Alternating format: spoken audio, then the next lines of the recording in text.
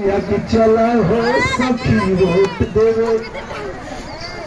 मान लो तू 7 बजे तैयार हो गई हो तो और सबसे तैयार है वाले तुम भी कहिया कि चला हो सखी वोट देवे। कमल निशान पे चला हो सखी वोट देवे। कमल निशान पे चला हो सखी वोट देवे।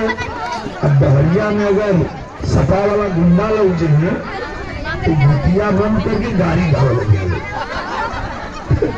गाड़ी गावे लोग ना।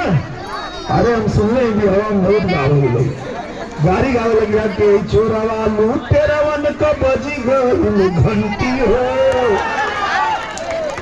चोरावा लूटेरावन का बजी गई घंटी हो।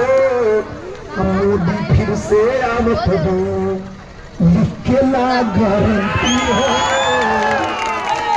मोदी जी 5 चरण का चुनाव हो गया और पूरे देश का मीडिया पूरे देश के चैनल बता दस एक बार फिर से मोदी जी प्रधानमंत्री बनत होना।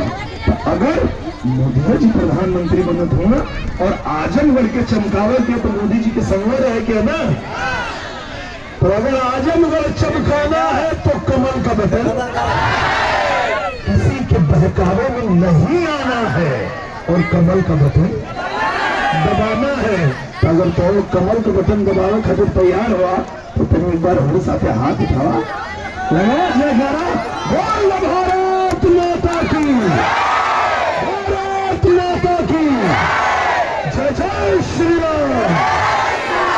बोल वृंदावन बिहारी लाल की। नमः पार्वती पते।